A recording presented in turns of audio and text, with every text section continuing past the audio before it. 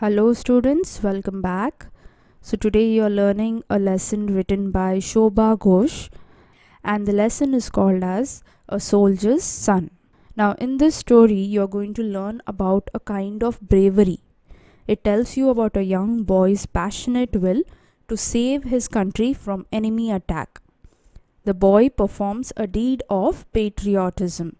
What do you mean by passionate will? It's a strong and deep feeling combined with strength of mind. So let's begin with the lesson. The plane was veering and shuddering in the sky. It was losing height rapidly and hurtling towards Earth. It would be a matter of minutes before it crashed. A figure fell out of the fiery object that was plummeting down to Earth. A white structure mushroomed and opened like a flower in the sky, and the man floated gently down with the wind to the ground. A small boy, 10 or 12 years old, had been watching the plane for some time. The boy emerged from the clump of trees. He had seen the plane shot down by enemy fire and the pilot parachute down from the flaming plane. He came out from the darkness of the trees and reached the wounded pilot. So here the story begins with the plane veering and shuddering in the sky. What do you mean by veering? That is changing its direction suddenly, and shuddering means violent shaking. It was shaking or vibrating. That is, it was losing height. It means that it was falling down to the ground. It was crashing down. It wouldn't take much time to crash. A figure fell out of that object and that was plummeting down to earth. What do you mean by plummeting? It means that it was coming down or falling down in a very high speed. And a white structure mushroomed, that is the parachute. It opened like a flower in the sky, and this man, he floated down gently to the ground. Now a boy who was around 10 to 12 years old had been watching this plane for some time, and this boy emerged from the clump of trees, that is a group of trees that are growing together close by. So he was standing over there and watching the plane, and he also saw that the plane was shot down by the enemy fire and the pilot parachute down from that plane. He saw everything, and when the pilot reached the ground, this boy, he ran towards the wounded pilot. "Come with me, sir. The enemy will be here any minute. There is no time to lose. There is an army camp nearby. You will be safe there." The pilot staggered, tried to take 2 or 3 steps, but collapsed to the ground. "I can't walk. My legs are probably fractured. Can you do something for me?" The child could see it was with great effort that the man could talk. "Yes, sir. I will do anything you want." "You are small. Better don't take a chance," he muttered under his breath.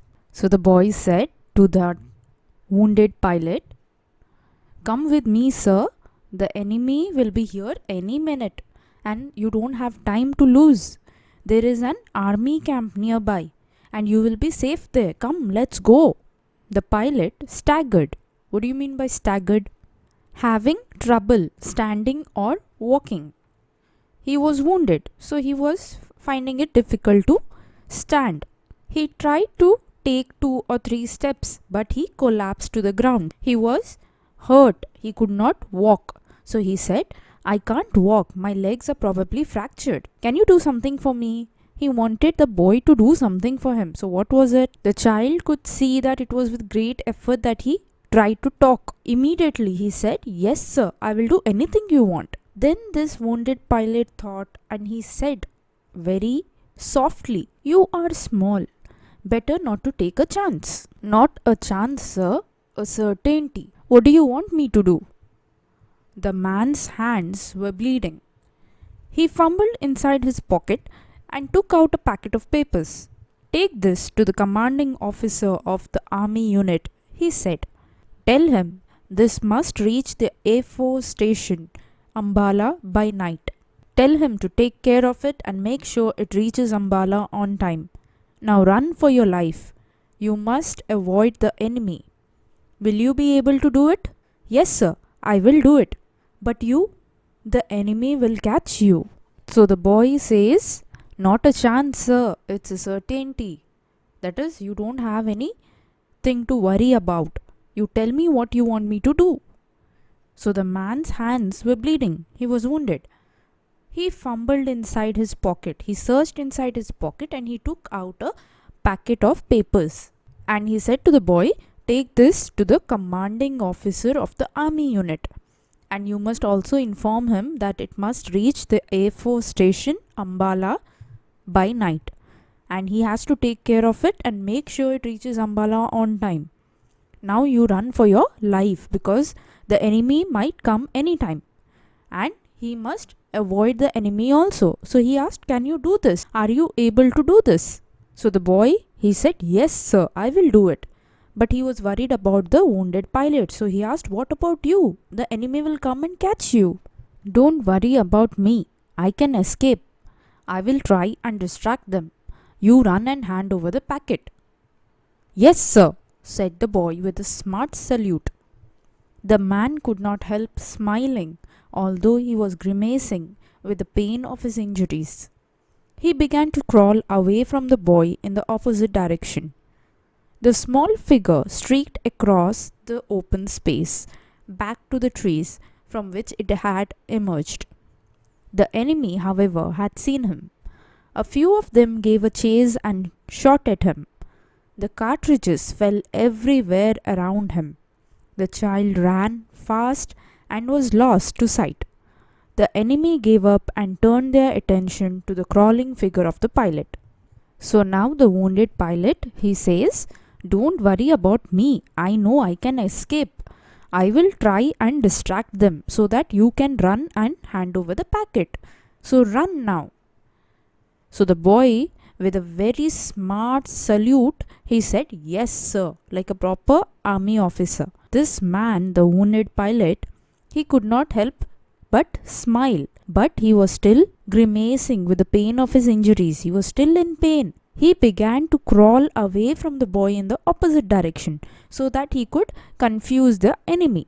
Now this small figure, that is the boy, he streaked across. He ran across the open space back to the trees from where he had come. Now the enemy, however, had seen this boy, and few of them started running behind him. They tried to catch him and even shot at him. Now the cartridges, it fell everywhere around him, but this child, he was very fast and he was lost to sight. The enemy could not find him. Now the enemy gave up finally, and they turned and came back to the crawling figure of the pilot. They came to the wounded pilot. A few minutes later, the little boy stood at the sentry post of the army unit. "Take me to the commander, Sahib. There is something I have to deliver to him." "Little boy, you cannot go to the commander, Sahib. No one is allowed to go to his room unless it is very important." "What I have is very important. It is from the pilot whose plane was shot down." "You mean the plane that just crashed? A rescue party has gone to look for him."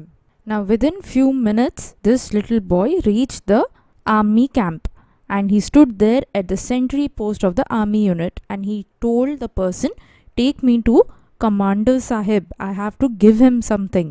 And there the officer was like, "Little boy, you cannot go to the Commander Sahib because no one is allowed to go to his room unless it is very important." So this boy says, "I have something that's very important. It is from the pilot whose plane was shot down." And this officer was shocked and he said, "You mean the plane that just crashed right now? A group of people, a rescue party, have gone to look for him." "Yes, I had gone there to bring him back to safety. The enemy was after him. He was injured and couldn't walk. He gave me a packet. I must guide the CO to the officer and show him where the enemy lines are." The sentry spoke into the field telephone. A sepoy came to the sentry post and took the boy to the Commander Sahib. "Who are you and why did you want to see me?" the commanding officer asked. So the boy says, "Yes, I had gone there to bring him back to safety. But the enemy was after him. He was injured and he cannot walk, and he gave me a packet and I must guide the officer and show him where the enemy lines are. So the sentry spoke into the field telephone and he contacted the commander Sahib. So a sepoy, a soldier, he came to the sentry post and took the boy to the commander Sahib. Now the commander Sahib, or the commanding officer, he asked, "Who are you and why did you want to see me?" "My name is Makbul Butt. My father was awarded a medal for bravery. He died fighting for the nation. My mother and I live here now. I was watching the plane when I heard an anti-aircraft gun fire and saw the plane become unsteady. I saw him fall to the ground. I knew I must save him. The enemy was just a little distance away. I ran to bring him back by a shortcut. When I reached him, I found that he could not walk. He was bleeding profusely. He told me not to worry about him, but to try and get this packet to you and tell you that it must reach Ambala tonight. It is very important." "Son, weren't you afraid of the enemy?" "My father told me never to be afraid of the enemy. They can't do anything if our number is not written on the bullet." So the boy introduces himself as Makbul Butt, and he says that his father was awarded a medal for bravery. He was also an army officer and he died fighting for the nation. "My mother and I live here now." And he saw the plane when he heard an anti-aircraft gun fire. He also saw that the plane became unsteady and it fell to the ground. So he knew that he must save the pilot. So he ran towards the wounded pilot to bring him back by a shortcut because he knew that the enemy was nearby. But when he reached there, he realized that this pilot could not walk and he was bleeding profusely, very badly. He told me not to worry about him and he told me to give this packet to you and it must reach Ambala tonight and it is very, very important. Now the commanding officer was very proud of this boy and he asked him, "Son, you weren't afraid of the enemy? The enemy didn't scare you?" So this boy, he says, "My father told me never to be afraid of the enemy because they cannot do anything unless our number is written on the bullet." "Good. You are indeed the brave son of a brave soldier. Has the enemy been able to catch the pilot?" "I don't know, sir. I couldn't wait to see. I had to carry out my orders first. I know where he fell. I also know where the enemy lines are. I can guide you to it by a shortcut so that you can intercept them and cut off their retreat. We must go at once, sir. The enemy came on foot. If you take jeeps, you will be able to surround them and catch them." "Instructions noted, sir. Action will be taken," smiled the commanding officer. So the commanding officer says, "Good. And you are indeed a very brave son of a very brave soldier. And did the enemy catch the pilot?" he is asking the boy. So the boy says, "I don't know, sir, because I could not wait. I had to carry out my orders first." And he says, "I know where he fell. I know where the enemy lines are. I can take you there. I can guide you and take you by shortcut also because you can reach there first and cut off their retreat. You can catch the enemy. And we must go at once, sir. If you want to catch the enemy, they are not far away. The enemy came on foot. So if we take jeeps, we can surround them and catch them." So this commanding officer, he took the instructions from the little boy and this little boy was so eager to catch the enemy. The commanding officer, he said, "Instructions noted, sir, and action will be taken." And he smiled. 5 minutes later, the group of enemy soldiers found themselves surrounded by jeeps. There was no escape. One of them started to run but realized that it was of no use. Throwing down his gun, he raised his hands above his head. The enemy was rounded up and the pilot rescued. He was bleeding for he had been dragged along when he failed to rise and walk even when prodded with bayonets. He was muttering something incoherently. "Boy, packet." He could say no more. The pilot was taken to the military hospital at once. "Makbul, thank you, my brave son. Now you must be taken home. Your mother will be worried about you." After 5 minutes, the group of enemy soldiers were found surrounded by the jeeps. There was no escape for them, and among them one started to run, but then he realized that it was of no use.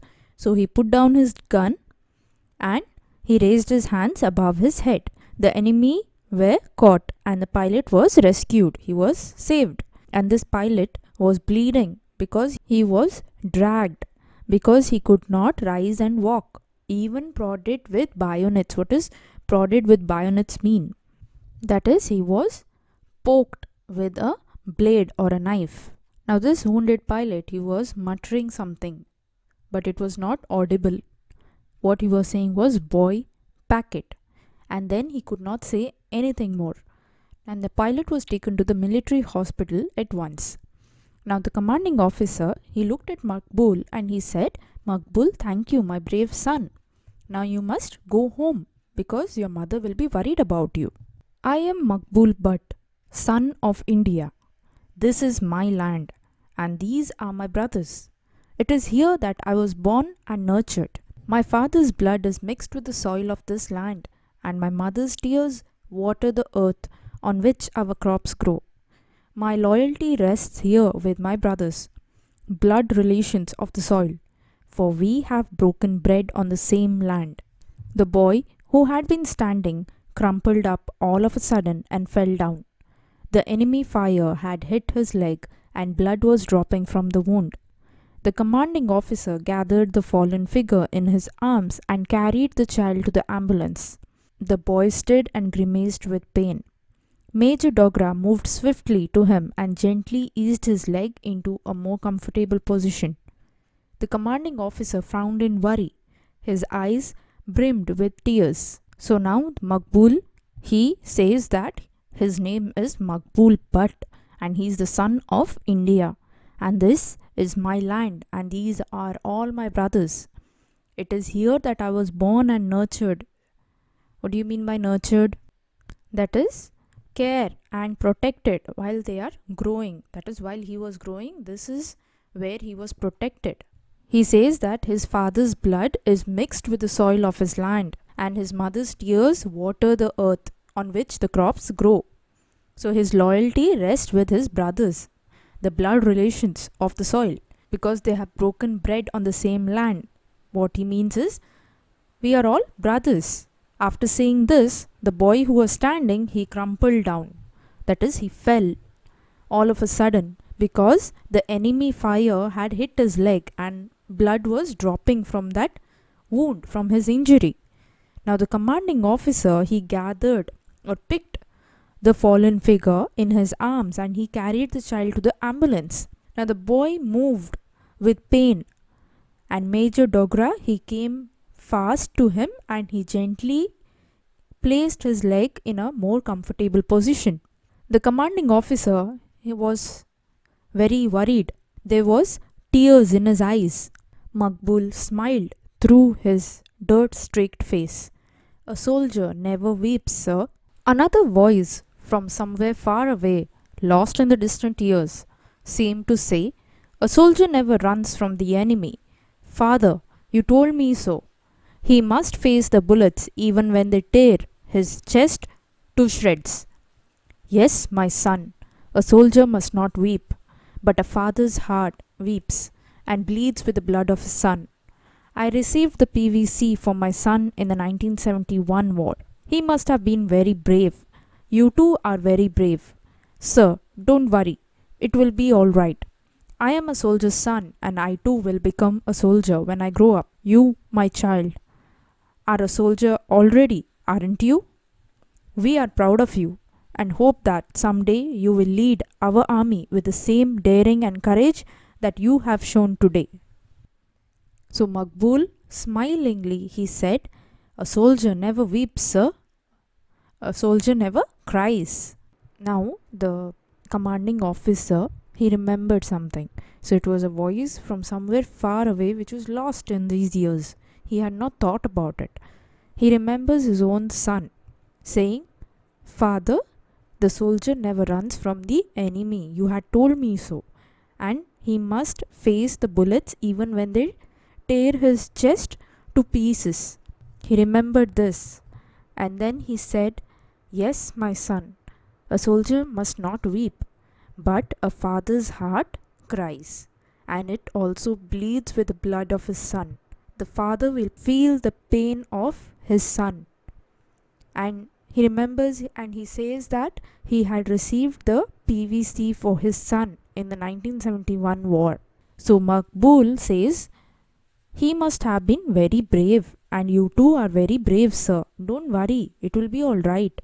And I am a soldier's son, and I too will become a soldier when I grow up. So what does he say?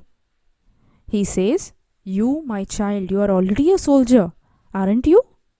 We are proud of you, of what you have done today, and we hope that one day you will lead our army with the same courage that you have shown today. We are very proud of you. I do hope you don't have any doubts in this lesson. In case you do, comment below, and don't forget to subscribe to my channel for more videos. Thank you and have a good day.